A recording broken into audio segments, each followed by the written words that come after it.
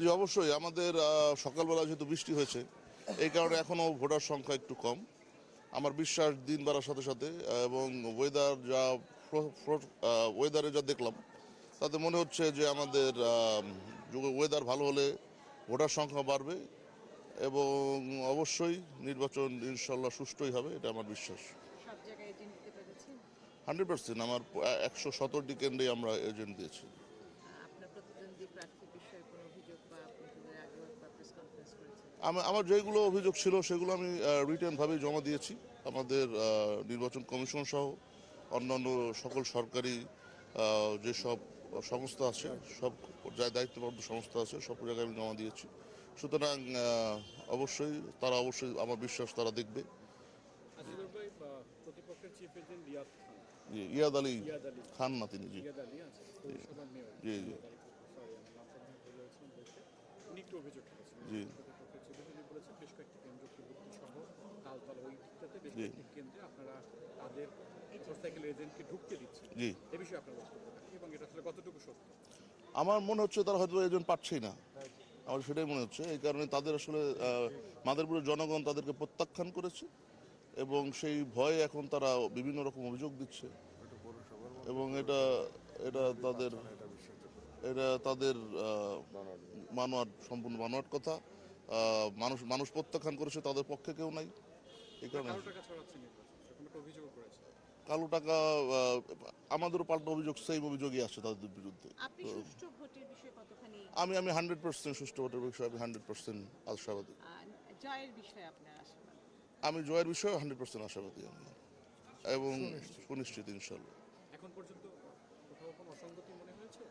সবে শুরু হলো নির্বাচন, এখন যদি আমরাও মার্কিং করে দিয়েছি কিছু, যে কটা আমাদের কাছে মনে হয়েছে যে কটা নির্বাচন কেন্দ্র ঝুঁকিপূর্ণ সেগুলো আমরা মার্কিং করে দিয়েছি আমাদের। বর্তমান সংসদ সদস্য মাদারীপুর জি আপনার বাবা, উনি কে কেন্দ্রে জি এটাই আমাদের।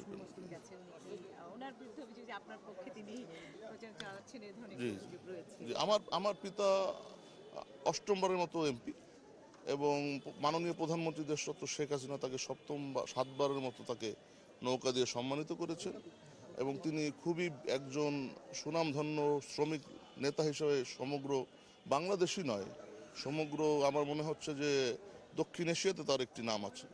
তো যখন তিনি বাসায় থাকেন, তিনি কিন্তু তার সাথে দেখা করার জন্য অজস্র লোক বিভিন্ন জেলা থেকে তারা কিন্তু দেখা করতে আসে, শুধুমাত্র মাদারীপুরেই তারা নয়। তো আমাদের বাসায় এত লোক দেখে তাদের হয়তোবা মনে সন্দেহ হতে পারে। আমাদের বাসায় সবসময় আমার পিতা থাকলে, আমরা থাকলে, আমার মা থাকলে আমরা অনেক লোককে অ্যাটেন্ড করি, সবসময় লোক থাকে, লোকে ভরা থাকে। আপনারা যদি অন্য সময় আসেন, এটা তো নির্বাচন চলছে, অন্য যে কোনো সময় আসবেন দেখবেন যে লোকে ভরা থাকে। তো এইটা এখন তারা যদি এটা অন্য কোনো দিকে নিয়ে নেয় তাহলে তো আমাদের আসলে কিছু বলার নেই, করারও নেই। আচ্ছা বাবু, আপনি মাননীয় প্রধানমন্ত্রীর কথা বললেন, তাদের নির্দেশনা ছিল স্বজনরা ভোট থেকে সরে দেওয়া। জি জি এটা আসলে দলকে চ্যালেঞ্জ করা, এর আগেও জি আপনারা এই কাজটি করেছেন, জি জি প্রধানমন্ত্রীকে চ্যালেঞ্জ জানানো, তার নির্দেশনার বাইরে গিয়ে আমার মনে হচ্ছে না যে এটা আমাদের একদম, যখন আমরা টাকা জমা দিয়ে দিয়েছি, আমরা মার্কার জন্য অপেক্ষা করছিলাম, এমন সময় দলের থেকে একটা নির্দেশনা আসছে আসলে। তো আমার মনে হয়েছে যে এটা আসলে আমাদের জন্য নয়, কারণ এটা হয়তো পরবর্তী ধাপের জন্য, এক নাম্বার। দুই নাম্বার হচ্ছে যে আমি মাননীয় প্রধানমন্ত্রী দেশরত্ন শেখ হাসিনার কিন্তু পরবর্তীতে তার উপরে যখন তাকে প্রশ্ন করা হয়েছিল তখন কিন্তু তিনি চমৎকারভাবে কিছু অ্যান্সার করে দিয়েছেন। আমি আর সেদিকে যেতে চাচ্ছি না। আপনারা আমার মনে হয় যে এছাড়াও আমি যুবলীগ করছি, সেন্ট্রাল যুবলীগের আমি সদস্য, ছাত্রলীগও করেছি এর পূর্বে। তো আমি কিন্তু মাঠের থেকেই উঠে এসেছি, আমি কিন্তু শুধুমাত্র পরিবার এমনও নয়। তো এই কারণে যে আমাকে শুধুমাত্র স্বজন না ধরে আমার মনে হয়েছে যে আমি আওয়ামী লীগের একজন কর্মী, সেই দিকে যদি আপনারা আমাকে বিশেষ করে দেখেন সেটা আমার জন্য ভালো। আমি যখন বিদেশে পড়তাম তখনও কিন্তু আমি ছাত্রলীগ করতাম। আমি বিদেশে যখন পড়ালেখা করতে গেছি ইউকেতে, তখন আমি ইউকে ছাত্রলীগের সহসভাপতি ছিলাম। Best of luck. Thank you.